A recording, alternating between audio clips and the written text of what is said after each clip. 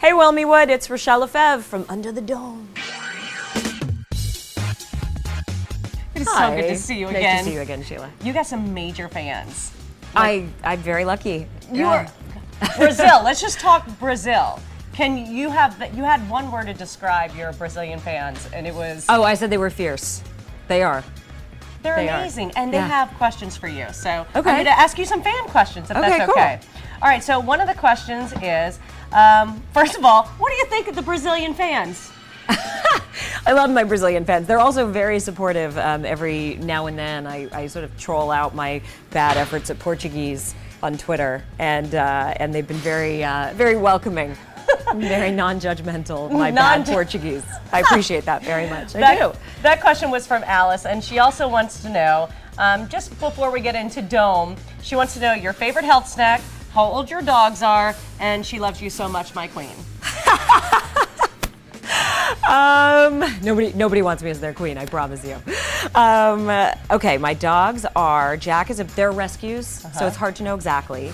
I think that Jack is about 6, and I think that Nugget, who's my newest addition, is probably about 1 year and 6 to 9 months, somewhere in there. My favorite health food snack. It's only a health food if I eat a certain amount of them, if I count them, because otherwise when I eat the whole bag, it's roasted salted cashews. Oh, yeah. And if you eat the whole bag, I can, it's not a health food anymore. Yeah. It's just like a fat binge. It's healthy fat. But it's healthy fat. Yeah. It's like me eating 6 avocados, I understand. Right. Yeah. So in moderation, I would say roasted salted cashews. And I would like to go on record as saying that I liked kale before it was cool. There it is. I'm bringing you kale from my greenhouse. Oh, I'll take it. Now that I know that. Yeah, All right. yeah. Now we got a question from Finland. Okay, Siri. Okay. Describe the relationship between Julia and Barbie in this season. As complicated as ever. Oh!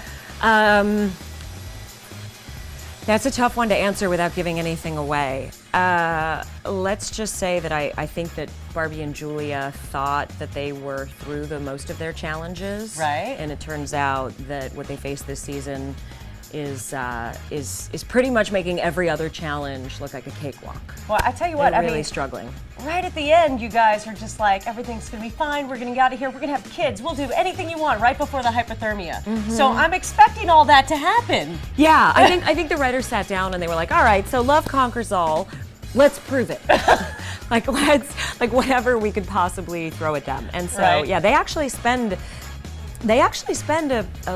quite a bit of time apart this season, trying to find their way back to each other and not quite being able to get there. And that's emotional as much as it is geographical. Heartbreaking.